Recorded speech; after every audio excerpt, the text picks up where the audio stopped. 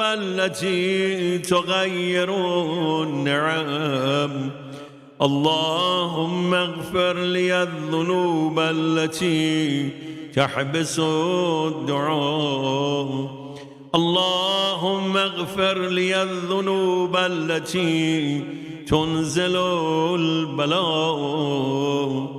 اللهم اغفر لي كل ذنب أذنبته وكل خطيئة أخطأت. اللهم إني أتقرب إليك بذكرك واستشفع بك إلى نفسي وأسألك بجودك أن تدنيني من غربك وأن توزعني شكرك وأن تلهمني ذكرك.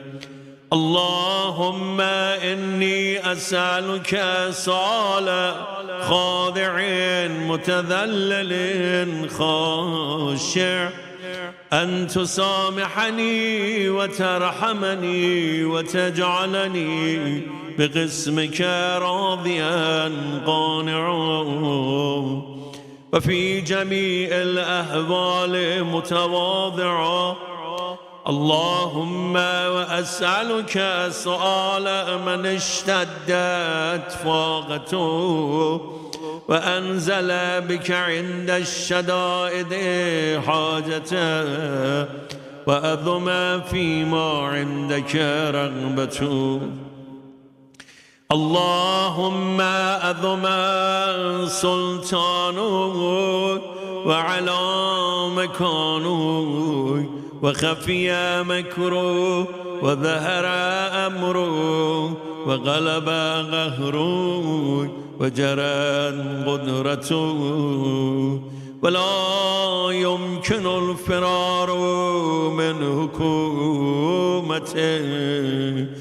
اللهم لا أجد لذنوبي غافرا ولا لقبائه ساترا ولا لشيء من عملي الغبي بالحسن مبدلا غيرك. لا إله إلا أنت سبحانك وبحمدك ظلمت نفسي ظلمت وتجارأت بجهلي وسكنت إلى قديم ذكرك لي ومنك علي.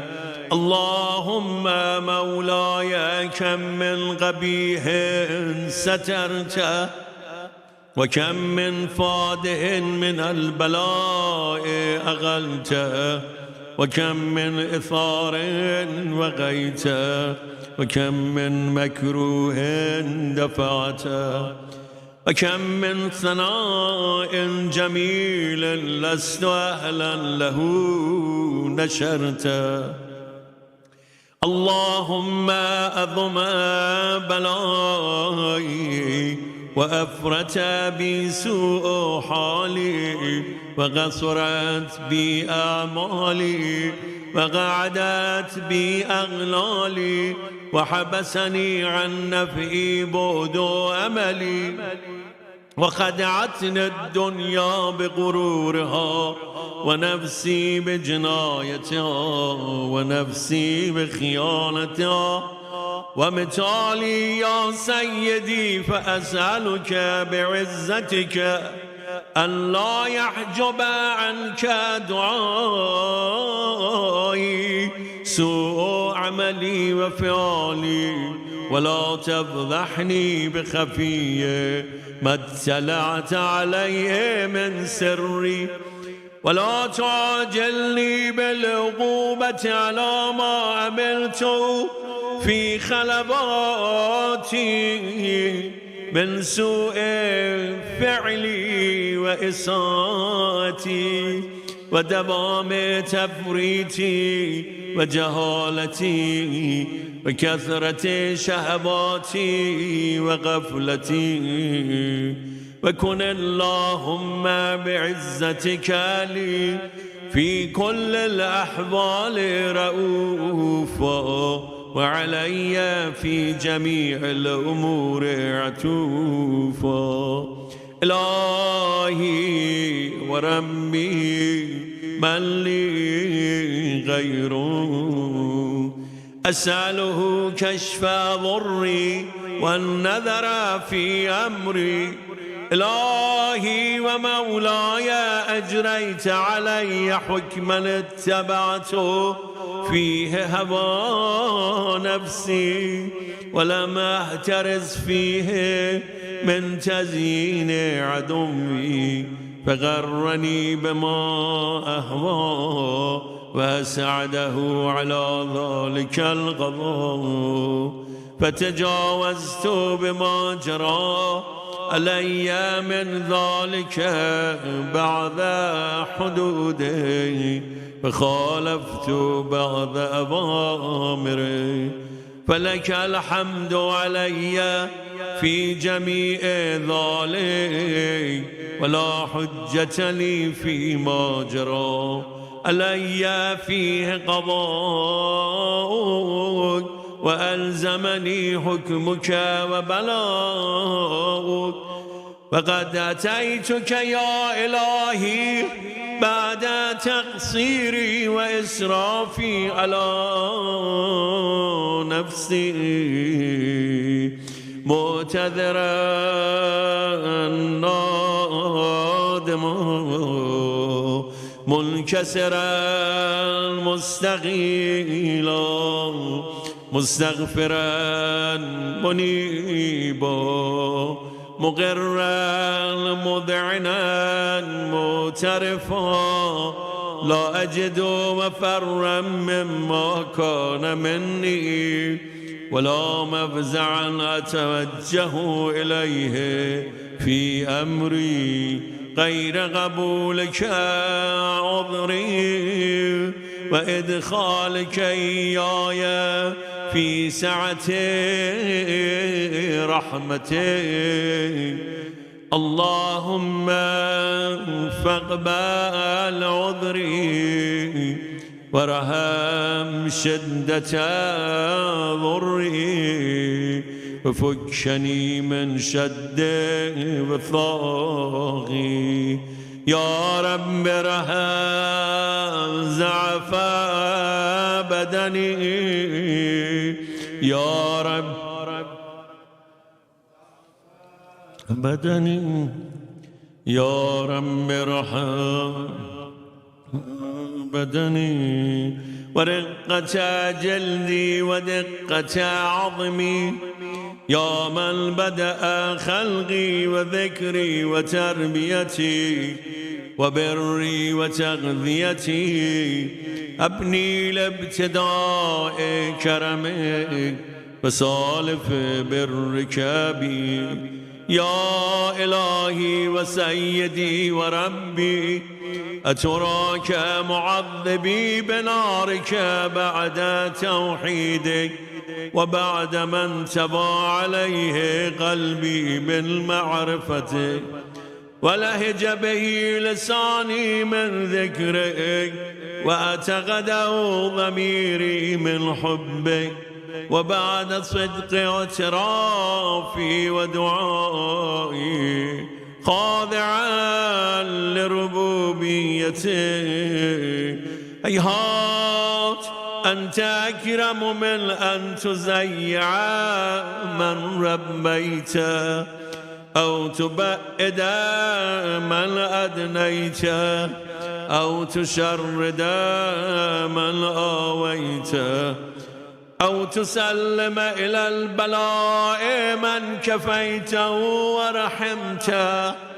وليت شعري يا سيدي وإلهي ومولاي، أتسلط النار على وجوه خرت لعظمتك ساجدا وعلى ألسن نطقت بتوحيدك صادقا وبشكرك مادحا وعلى قلوب اعترفت بإلهيتك محققا وعلى ضمائر حوت من العلم بك حتى صار خاشعا وعلى جوارح سات إلى أوتان تعبدك تائعا وأشارت باستغفارك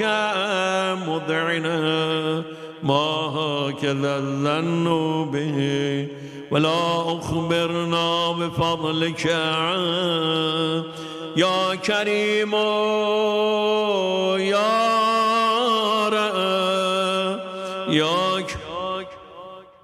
يا رب يا كريم يا رب وأنت تعلم ضعفي أن قليل من بلايا الدنيا وعقوباتها وما يجري فيها من المكاره على أهلها ألا أن ذلك بلاء ومكروه قليل مكثور يسير بقاء قصير مدته فكيف احتمالي لبلاء الآخرة وجليل وقوع المكاره فيها وهو بلاء تطول مدته ويدوم مقامه ولا يخفف عن أهله لأنه لا يكون إلا عن غضبك وانتقامك وسخطك وهذا ما لا تقوم له السماوات والأرض يا سيدي فكيف بي وأنا عبدك الضعيف ذليل الحقير المسكين المستكين يا إلهي وربي وسيدي ومولاي لأي الأمور إليك أشكو ولما منها أضج وأبكي لأليم العذاب وشدته أم لطول البلاء ومدته فلئن سيرتني للعقوبات مع أعدائك وجمعت بيني وبين أهل بلائك وفرقت بيني وبين أحبائك وأوليائك فهبني يا إلهي وسيدي ومولاي وربي صبرت على عذابك فكيف أصبر على فراقك وهبني صبرت على حر نارك فكيف أصبر عن النظر إلى كرامتك أم كيف أسكن في النار ورجائي عفوك فبعزتك يا سيدي ومولاي أقسم صادقا لئن تركتني ناطقا لأضجن إليك بين أهلها ضجيج الآملين ولأصرخن إليك صراخ المستصرخين ولأبكين عليك بكاء الفاقدين ولأنادينك أين كنت يا ولي المؤمنين يا غاية آمال العارفين يا غياث المستغيثين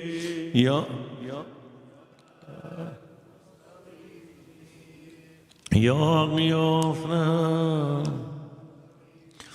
يا حبيب قلوب الصادقين ويا إله العالمين أفتراك سبحانك يا إلهي وبحمدك تسمع فيها صوت عبد مسلم سجن فيها بمخالفته وضاغت أذابها بمعصيته وحبس بين أتباعها بجرمه وجريرته وهو يضج إليك ضجيج مؤمل لرحمتك ويناديك بلسان أهل التوحيد ويتوسل إليك بربوبيته يا مولاي فكيف يبقى في العذاب وهو يرجو ما سلف من حلمه أم كيف تؤلمه النار وهو يأمل فضلك ورحمتك أم كيف يهرق لهيبها وأنت تسمع صوته وترى مكانه أم كيف يشتمل عليه زفيره وأنت تعلم ضعفه أم كيف يتغلغل بين أتباعها وأنت تعلم صدقه أم كيف تزجر زبانيته وهو يناديك يا رب أم كيف يرجو فضلك في إتقه منها فتترك فيها هيهات ما ذلك الظن به ولا المعروف من فضله ولا مشبع لما عاملت به الموحدين من برك وإحسانك فباليقين أغتأ لولا ما حكمت به من تعذيب جاحدي وقضيت به من إخلاد معاندي لجعلت النار كلها بردا وسلاما وما كان لأحد فيها مغرا ولا مقاما لكنك تقدست أسماء أقسمت أن تملأها من الكافرين من الجنة والناس أجمعين وأن تخلد فيها المعاندين وأنت جل ثناؤك قلت مبتدعا وتتولت بالإنعام متكرما أفمن كان مؤمنا كمن كان فاسقا لا يستوون. صلوات.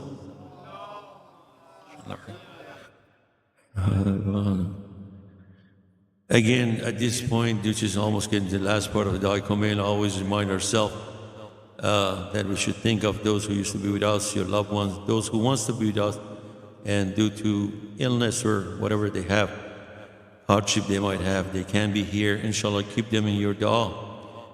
Tamas ad-dua, nas'alukum ad-dua. Ilahi, especially those who are sponsored also the program.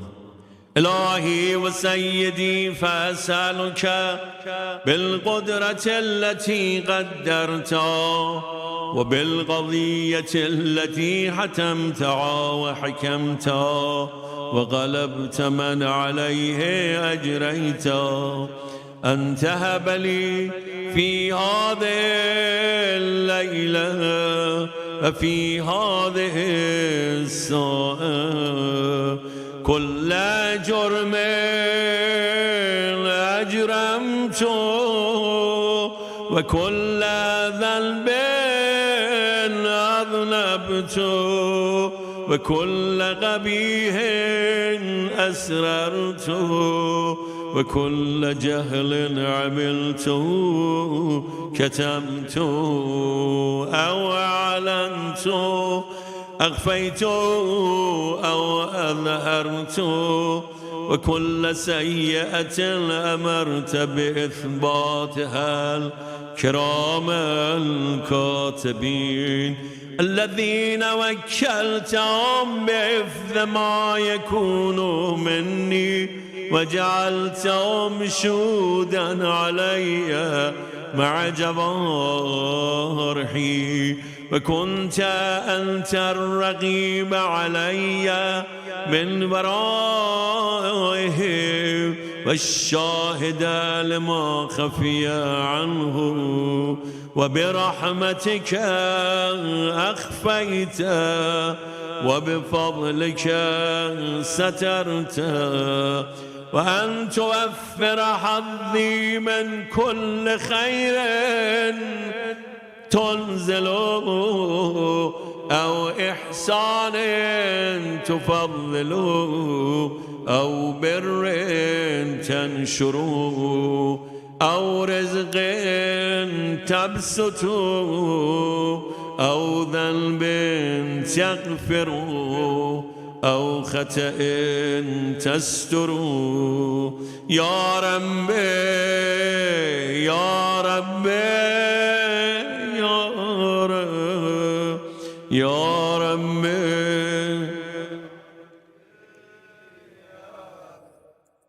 يا رب يا رب يا إلهي وسيدي ومولاي ومالك رقه يا من بيده ناصيتي يا عليما بضري ومسكنتي يا خبيرا بفقري وفاقتي يا رب يا رب يا رب يا رب يا رب يا رب يا رب أسألك بحقك وقدسك وأعظم صفاتك وأسمائك أن تجعل أوقاتي من الليل والنهار بذكرك معمورة وبخدمتك موصولة وأعمالي عندك مقبولة حتى تكون أعمالي وأورادي كلها وردا واحدا وحالي في خدمتك سرمدا يا سيدي يا من عليه مؤولي يا من إليه شكوت أحوالي يا رب يا رب يا رب يا رب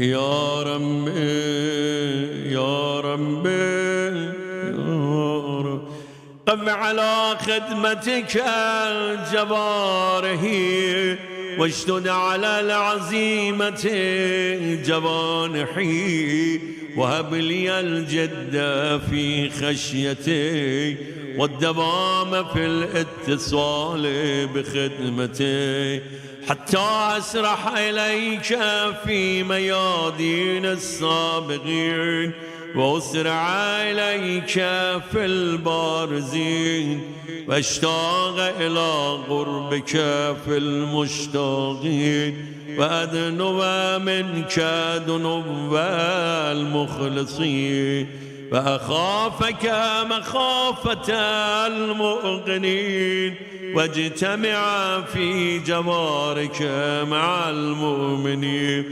اللهم ومن أرادني بسوء فأرد ومن كادني فكد واجعلني من أحسن عبيدك نصيبا عندك وأقربهم منزلة مني وأخصم زلفة لدي فإنه لا ينال ذلك إلا بفضلي وجد لي بجودي واعتف علي بمجدي وحفظني برحمتك واجعل لساني بذكرك لهجا وقلبي بحبك متيم ومن علي بحسن إجابتي وأقلني عثرتي واغفر زلتي فإنك قضيت على عبادك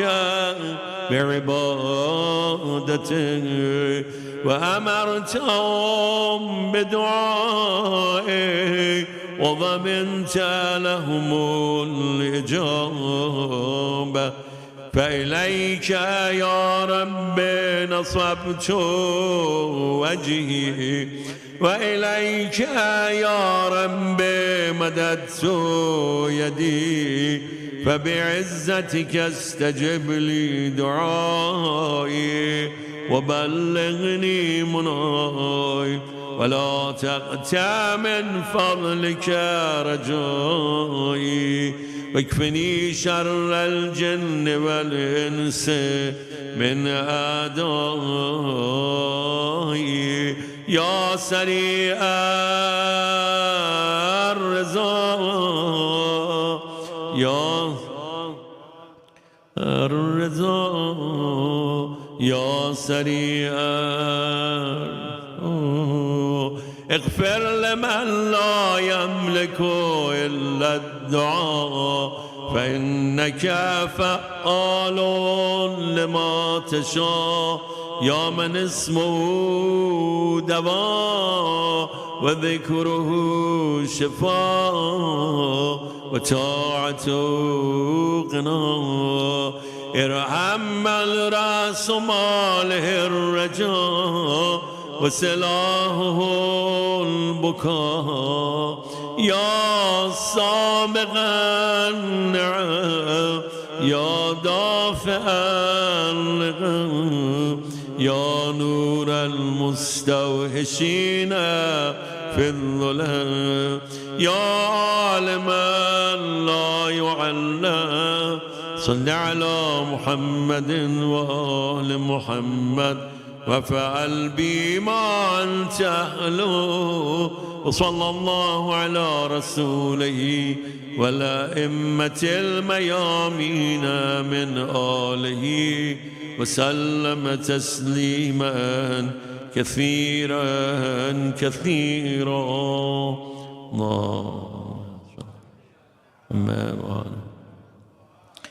Night of Rahman, night of Maghfirah. There are a lot of people asking for dua. Inshallah, this is the best time that we can recite 5 times Amma Yajib. And inshallah, for your Hajat al-Shari'iyya also, for the expedites of Jaqa Imam Zaman Ajal Allah Ta'ala for Shaykh and Aljun, your Hajat al-Shari'iyya, Tamas dua. There are a lot of people asking, so Nasalikum dua, inshallah, keep them in your dua.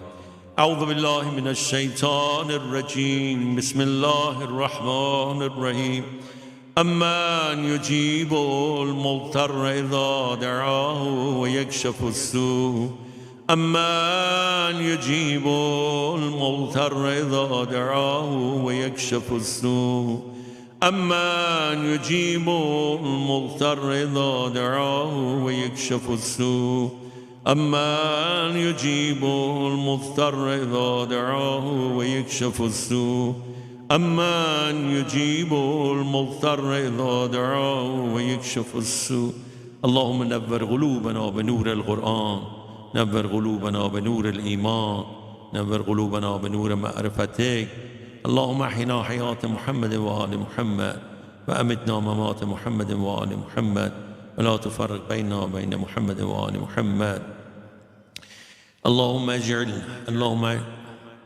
اشفي كل مريض اللهم اشفي مريض منزورة اللهم عجل لبركة يا الشريف اللهم عجل إن شاء الله رحم الله من يقرأ الفاتحة مع الإخلاص والصلوات for all those who used to be with us the loved one, those who sponsor the program, anyone you can think of.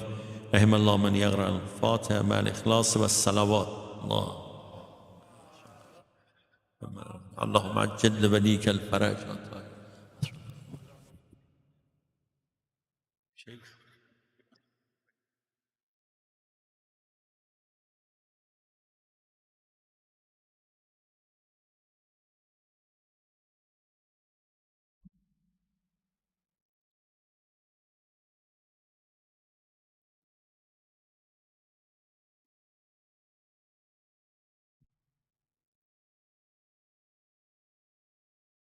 Ehsan, thank you, Agha Falati.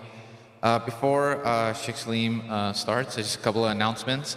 One, if anyone would like to donate before the end of the year and have a count on your taxes for this year, you can please don't put any checks or any money in there. You can come give it to me if you wanted to count for this year. If not, then you can just kind of put it in the donation boxes. One other announcement is that we will be having Ayam Fatimiyya program starting next week on Tuesday, January 4th. Starting with namaz at 7 o'clock, and we'll be seeing an email about that, inshallah, by tomorrow. Once again, reminder that we do have Jummah namaz tomorrow as well, inshallah. And with that, please give Sheikh Salim a loud salawat.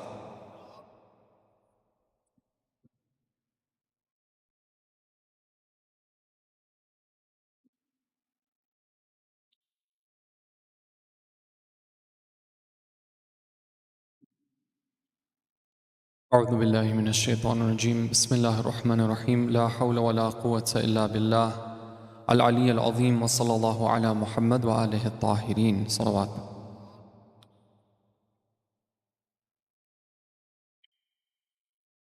تقبل الله, may Allah accept your du'as. Tonight's Thursday night, it's a night of Allah's special mercy, it's a night of good deeds, a night of du'a, a night of staying away from evil deeds. We're told in hadith that our actions, the reward for them is multiplied on this night. If we do good deeds, the reward is multiplied, and if somebody were to slip and intentionally commit evil deeds, that too is multiplied. May Allah Ta'ala make us among those who understand the sanctity of this night and take advantage of it.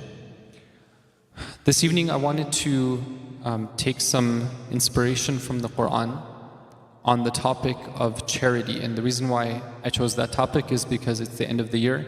You just heard the announcement. Different organizations are reminding members, participants that these are the last couple of hours before the deadline closes, and you can no longer count your charitable donations as part of your tax return. And it is something that, of course, as we're told that as a believer is somebody who is not naive, like they understand what they can do to, they understand what they can do in a smart way, and they take advantage of those things that are halal in order to benefit themselves and the community. And so this thing of charity and taxes, it's not a small thing, meaning that depending on how much you contribute, you can get up to like 1/4 or 1/3 of your contributions you can get back again by subtracting them from your taxes.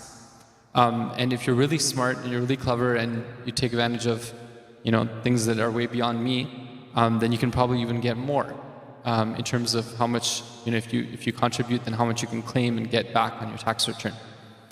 And And so that's why you see that people towards the end of the year, their finances, the picture is very clear for them, what's going to be happening. And so they make those decisions and they know how much they can give, and then they give right before the end of the year.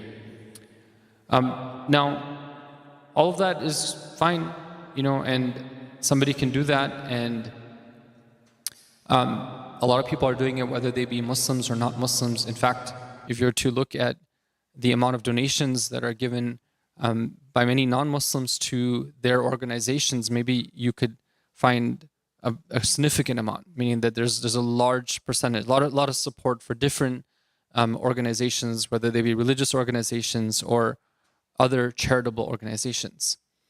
But what is it that makes charity Islamic, and how is it that we can approach this topic of charity? Because the word charity can mean a lot of things to a lot of different people. So I wanted to, on this evening, take some inspiration from a few verses of Surah Al-Baqarah. I'm taking, starting from verse number 265, and we're going to take just a few excerpts from this verse and a couple of verses after that. So Allah Ta'ala in Surah Al-Baqarah in verse 265 says, أعوذ بالله من الشيطان الرجيم وَمَثَلُ الَّذِينَ يُنْفِقُونَ أَمْوَالَهُمْ ابْتِغَاءَ مَرْضَاتِ اللَّهِ وَتَثْبِيتًا مِنْ أَنفُسِهِمْ كَمَثَلِ جَنَّةٍ. The parable of those who spend their wealth seeking Allah's pleasure and to confirm themselves in faith is that of a garden on a hillside. So here Allah gives one of the parables. The parable is that of a garden on a hillside. Now in the Quran, there are several verses where Allah uses the example of a garden. But the use of the garden is not always for the same thing. We shouldn't think that whenever there's a garden, it's referring to the same example. Here, it's talking about a garden on a hillside. Now, you all know that when it comes to prized property, right, the higher you go, the more valuable the property is, right? Like if you go, for example, let's say you have a home and it's on the water side. Well, that's worth a lot of money. Now, if you go and you have, let's say, a cliff and you have the home on the cliff and there's a water side right there, then it's worth even more money, right? There's something about the higher you go, the more. And if you look at the top cities in the Bay Area and you say where are the ones which are have the most expensive housing, yes, you have your like Palo Alto and whatnot, and then you have like the those hills, and where you go on top, and then please say salawat.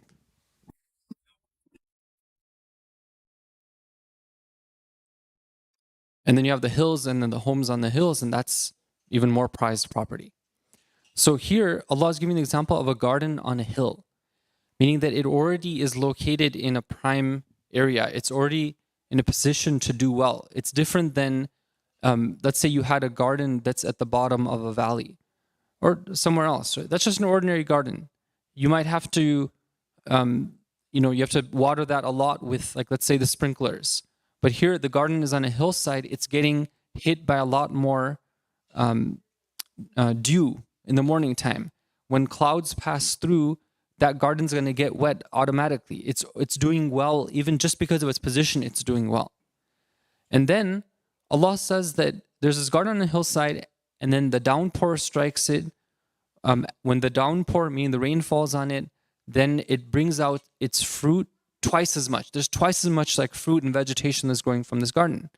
But even if there's no shower, there's no like rainfall on it, then still it's a light rain that hits it. And then Allah says, Allah watches what you do. Now, what does this example mean? Some of the Mufassirin, they say that this example here is to help us understand what it really means to give charity from an Islamic perspective. Giving charity, part of it is about how much you give and what cause you give to, and that's something which is very important. But perhaps the most important component of it is not whom you give to or how much you give, but rather in what state you give it, why you give it. And that's what this verse is saying. So here Allah says that those who give their wealth, ibtigha'a mardatillah, those who give their wealth seeking Allah's pleasure. There's a difference when somebody gives their wealth seeking Allah's pleasure versus somebody who just gives donations. It's the end of the year, tax year, they want a tax write-off, they want to do a good deed, and fine, so they do that. There's a difference between somebody who gives their wealth seeking Allah's pleasure and somebody who gives charity because it makes them feel good. Right? A lot of people do this. They give charity because they feel like a bit moved, right? For example, let's say they want to support a charitable cause. So they're like, education, I'm 100% behind education. I want to see, the younger generation get educated, so I'm going to support them. What is that giving charity about? It's about themselves, right? They feel good about the idea of education, so they give charity because of education. Somebody else, let's say they really care about the plight of the orphans, and when they see the plight of the orphans, tears come to their eyes. So they're like, in order to make myself feel settled and feel like less guilty, and I want to feel good about supporting these orphans, I'm going to give charity to support them. Now, is there anything wrong with that? No. But what is the reason why they're giving that charity? It's for themselves, right? It makes them feel good, so they're giving that charity. So the whole giving of charity is about themselves. Here, Allah says there's a higher way that you should strive for, which is that when you give, seeking the pleasure of Allah. Ibtigha'a mardatillah. Okay, this is something which is a concept in the Quran. It actually refers to a lifestyle, meaning that somebody who takes the path of seeking Allah's pleasure, their whole life can change. Charity is one thing, but it goes through so many different things. The way they do things would completely change if they were to do it seeking the pleasure of Allah. Now, what is the example? The example of such a person who gives seeking the pleasure of Allah is the example of that garden. They are like that garden on the hillside, right? They're not just like an ordinary plot of land. They're always a garden. They're always giving off fruit. They're always useful to other people. At times, they give off twice as much fruit. They're even more luscious. They have more things to offer. At other times, it's less. But they're always well situated. Why? Because of their ikhlas. Because they're always trying to do things for the sake of Allah. As I said, it's something which can change somebody's lifestyle. When somebody speaks seeking the pleasure of Allah, then it will change the way that they communicate. When somebody eats seeking the pleasure of Allah, it will change what they consume. When somebody entertains for seeking the pleasure of Allah, it will change the way they entertain. It can be a whole lifestyle change. So then Allah Ta'ala says that such a person, when they do this, tathbitan min anfusihim, one of the results of giving in the way of Allah is that somebody will get to this position where they have tathbit. Okay, now, what is that? Tathbit means something which is very firm. And in the example of a garden, you have those plants and those trees which are very shallow rooted and they can easily be uprooted. There's a windstorm and they'll be knocked out. The weather gets cold and they'll just freeze and die. And there's other plants which are firmly and deeply rooted, and even if there's a storm, they're still going to remain there. They're still going to do what they have to do. They're still going to be giving off their fruit. So here Allah says the result of giving charity for the sake of Allah is it's not just thawab. It's not just that in the hereafter you're going to get a reward, although that's something which is good, right? It's not just that your wealth is going to be multiplied, which we know. It's not just that you're giving Allah alone, He's going to pay it back in more, but the result of it is tathbit, meaning that you are going to be firm.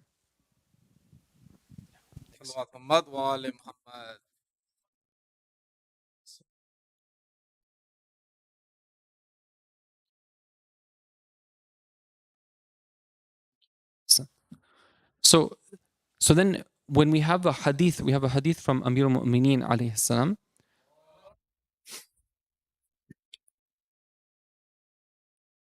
where he says something very interesting. He says that you, the one who gives charity, are more in need of the result of your charity than the one who receives your charity. Right? It's very profound. When you give charity, you're more in need of the result of that than the one that you're giving it to. So here I'm thinking that, let's say I'm sponsoring an orphan, I'm building an orphanage, I'm supplying, let's say, desks to a school, I'm setting up a scholarship, and I'm building a masjid, whatnot, which is all good. I'm providing services through my wealth.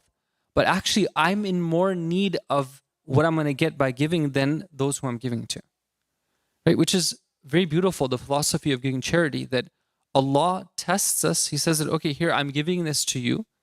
Right? The thing that you need the most, the only way you can get it is by giving it in my sake. Right? It's a very beautiful concept. We're set up for success.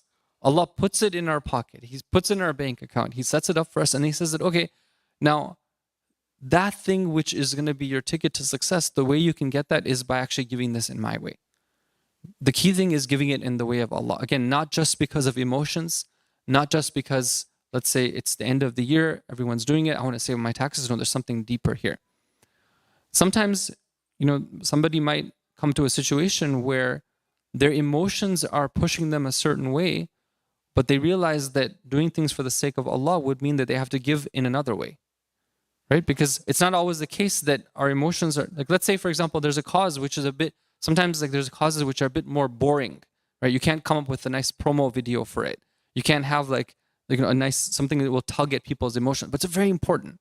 It's very, very, like, let's say, strategic. Well, in that case, if I think about it, I'd be like, well, that's the mardatillah, seeking the pleasure of Allah is actually giving in that cause, not in that thing which would make me feel good and it tugs at my emotions, right? That's why seeking the pleasure of Allah can be something which changes one's lifestyle. Then Allah Ta'ala, just to skip ahead into verse number 273, Allah Ta'ala says in 274, الَّذِينَ يُنْفِقُونَ أَمْوَالَهُمْ بِاللَّيْلِ وَالنَّهَارِ سِرًّا وَعَلَانِيَةً فَلَهُمْ أَجْرُهُمْ عِنْدَ رَبِّهِمْ وَلَا خَوْفٌ عَلَيْهِمْ وَلَا هُمْ يَحْزَنُونَ. He says those who give their wealth by night and by day, secretly and openly, they shall have their reward near their Lord, and they will have no fear, nor will they grieve. Now here, Allah Ta'ala says that there's some people who, the quality is that they are giving their wealth at night and at day, in the open and in secret. Okay, now, what does it mean to give in the night and day? What's special about the night? What's special about the day? Right? The Arabic word that's used here is yunfiqun. Yunfiqun refers to something which is constantly happening. Right? Here, the mufassirin, the commentators, they say that it's referring to people who, they don't just give charity once in a while. They don't just like once in a while show up at a fundraiser and they're like, okay, I'm going to put my name down for that. But rather, one of their qualities, one of their constant habits, one of the things that characterizes their identity is that they're always giving. الَّذِينَ يُنْفِقُونَ. And it's to the point where it's day and night. When you do something day and night, it's pretty much what you do, right? It's part of who you are, right? In day and night, and then in secret and in open as well. Now, why do they give in secret? Because when somebody gives in secret, then the ikhlas is more, right? You can't be doing, it's very hard to do it to impress other people when you give that charity in secret. It's not something which is, it's not that when somebody gives in secret that they're not going to be tested, because there's always the chance that they're going to reveal to others that, I was the one who did that, or, how much I gave, or whatever like that. But it's harder when other people can't see to have intentions of pleasing other people. Now, sometimes they would also give in open as well, right? Why? Because maybe they want to encourage other people to give it, or they have mastered themselves and they know that they can give it in open without it being something that will affect their sincerity when they're giving. Now, for those people, they have their reward with their Lord, and there is no fear on them, nor is there any grief. Now, it's quite amazing. Like, in these verses, Allah Ta'ala talks about charity, and He's talking about how the effects of charity, so many of them go back to the person who's giving that charity. So many of them. Right? You could talk a lot about what is going to happen when you give that charity, how it's going to improve society, how it's going to narrow the gap between the rich and the poor, right? How it's going to feed people who are hungry, how it's going to clothe people who are unclothed, and so on and so forth. But here Allah is saying that, look, this is something for you, right? You're the one who's going to benefit from it.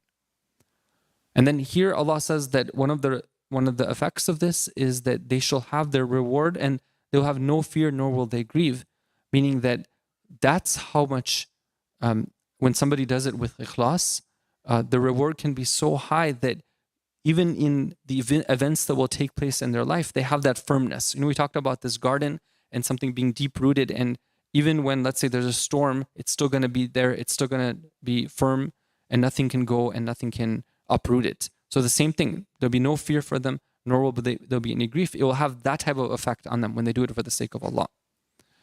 Now, in hadith, there's an incident that is narrated regarding this verse, and this incident is narrated in both the hadith books that are regarded by the Ahlus Sunnah as well as the Shia, that at one point Imam Ali alayhi salam had 4 dirhams, and that was the sum total of his wealth. And he gave one of the dirhams in the way of Allah in the night, and he gave one in the daytime as well. And then he gave one in secret, and then he gave one openly as well. And after doing that, this verse was revealed to the Prophet. Those who give their wealth, الَّذِينَ يُنْفِقُونَ أَمْوَالَهُمْ بِاللَّيْلِ وَالنَّهَارِ سِرًّا وَعَلَانِيَةً. Those who give their wealth at night and at day, in secret and open. And when the verse was revealed, our Prophet sallallahu alaihi wasallam,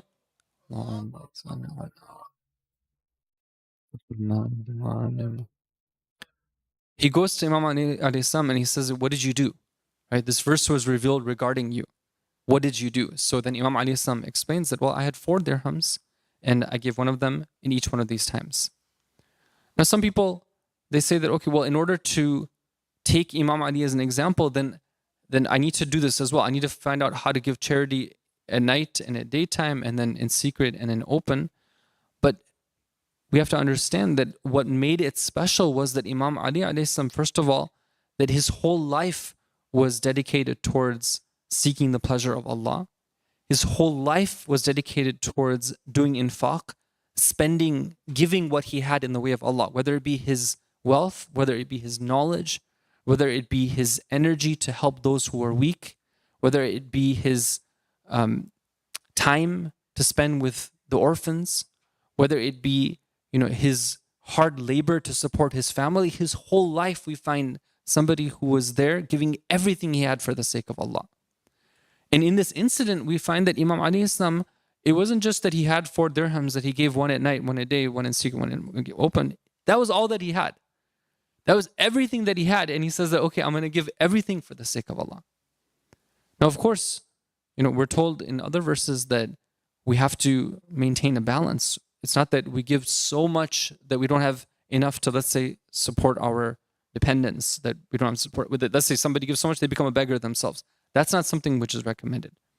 Imam Ali Islam, the other Imams, they would always make sure that they would have a means to be able to provide for the next day, or at least for that day. They had a way. But here, Allah is talking about some people who they always have this emphasis on giving. Sometimes they give less when Allah gives them less. Sometimes they give more when Allah gives them more. But it's a constant feature of their lives. So just to summarize some of the things that we talked about in these verses is, first of all, we looked at the verse which compared the giving to the downpour that comes and a garden. And the garden was the example of that believer who does things for the sake of Allah. They're a garden on an elevated net. They're always beautiful. They're always, productive. They're always something which is a sight to see. At times, they give even more, and at times they give less, but they're always like that. And when these people who are mukhlisin, they're trying to do things for the sake of Allah, when they give, then the result of it is seen in themselves, right? They become firmer, they become more stable. And in the other verse that we read, the result of it is that they get this promise of Allah that there's no fear, there is no grief, right? Emotionally, spiritually, they get elevated because of their deeds. And then we looked at the verse which comes a little bit later, which talked about giving at night and day and the idea of constantly giving. and the idea of making it be part of one's habit. And we looked at the story of Imam Amir al-Mu'mineen alayhi salam, and how that story was one of the examples of one of the verses which is mentioned with regards to the occasion of the revelation of this verse. So we ask Allah Ta'ala to help us to live up to these standards that are set for us in the Quran and in the Hadith. We ask Him to give us the gift of ikhlas, of sincerity, and doing things li mardat Allah, seeking the pleasure of Allah. We ask Him to help us understand the Quran, act upon the Quran, live the Quran, and spread the Quran to others. On this night of Thursday, we ask Allah Ta'ala in dua that He accepts all of our du'as, all of our hajat. He grants us our needs. He cures all those who are sick, and that He helps those who are traveling return safely back to their homelands. And finally, last but not least, we asked Him to hasten the reappearance of the Imam of our time, Ajallahu farajahu sharif, wa sallallahu ala Muhammad wa alihi at-tahirin.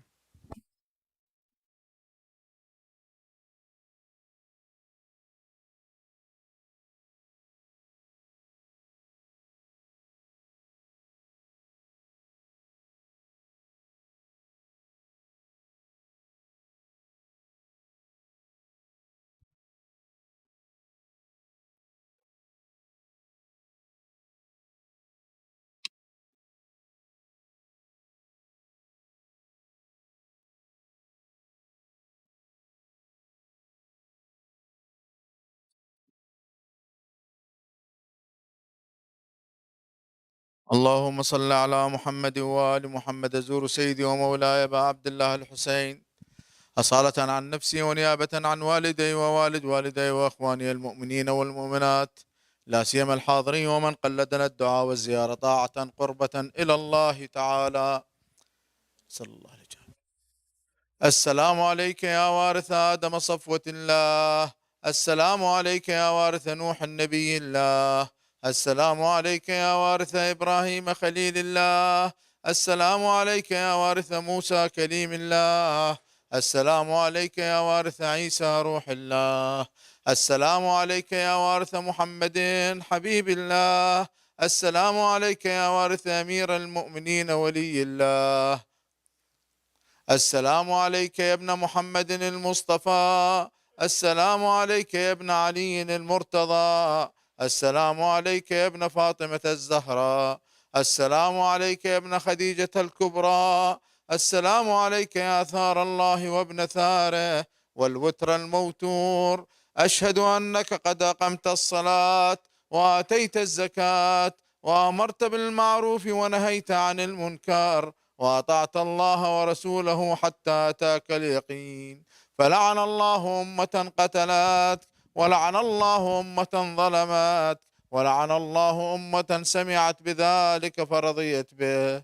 يا مولاي يا أبا عبد الله، أشهد أنك كنت نورا في الأصلاب الشامخة والأرحام المطهرة، لم تنجسك الجاهلية بأنجاسها ولم تلبسك من مدلهمات ثيابها، وأشهد أنك من دعائم الدين وأركان المؤمنين، وأشهد أنك الإمام البر التقي الرضي الزكي الهادي المهدي، وأشهد أن الأئمة من ولدك كلمة التقوى وأعلام الهدى والعروة الوثقى والحجة على أهل الدنيا.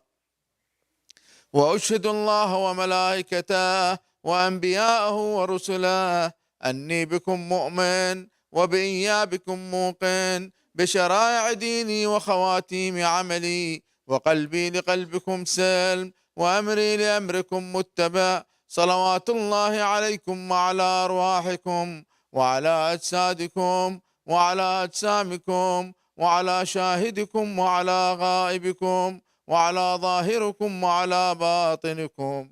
بأبي أنت وأمي يا ابن رسول الله، بأبي أنت وأمي يا أبا عبد الله، لقد عظمت الرزية وجلت المصيبة بك علينا وعلى جميع أهل السماوات والأرض. فلعن الله أمة أسرجت وألجمت وتهيأت وتنقبت لقتالك. يا مولاي يا أبا عبد الله، قصدت حرمك وأتيت إلى مشهدك، أسأل الله بالشأن الذي لك عنده وبالمحل الذي لك لديه أن يصلي على محمد وآل محمد، وأن يجعلني معكم في الدنيا والآخرة. زيارة علي بن الحسين عليهما السلام. السلام عليك يا ابن رسول الله، السلام عليك يا ابن نبي الله، السلام عليك يا ابن أمير المؤمنين، السلام عليك يا ابن الحسين الشهيد، السلام عليك أيها الشهيد وابن الشهيد، السلام عليك أيها المظلوم وابن المظلوم. لعن الله أمة قتلت، ولعن الله أمة ظلمت، ولعن الله أمة سمعت بذلك فرضيت به. السلام عليك يا ولي الله وابن وليه، لقد عظمت المصيبة وجلت الرزية بك علينا وعلى جميع المسلمين، فلعن الله أمة قتلت وأبروا إلى الله وإليك منهم. زيارة الشهداء السعداء سلام الله عليهم أجمعين. السلام عليكم يا أولياء الله وأحباءه، السلام عليكم يا أصفياء الله ووداه، السلام عليكم يا أنصار دين الله، السلام عليكم يا أنصار رسول الله، السلام عليكم يا أنصار أمير المؤمنين، السلام عليكم يا أنصار فاطمة الزهراء سيدة نساء العالمين، السلام عليكم يا أنصار أبي محمد الحسن بن علي الولي الناصح، السلام عليكم يا أنصار أبي عبد الله، بأبي أنتم وأمي طبتم وطابت الأرض التي فيها دفنتم وفزتم فوزا عظيما، فيا ليتني كنت معكم فأفوز معكم ورحمة الله وبركاته. الصلاة والسلام عليك يا أبا عبد الله وعلى صحبك الكرام جميعا، لا سيما سيدي ومولاي أبي الفضل العباس وأختي زينب.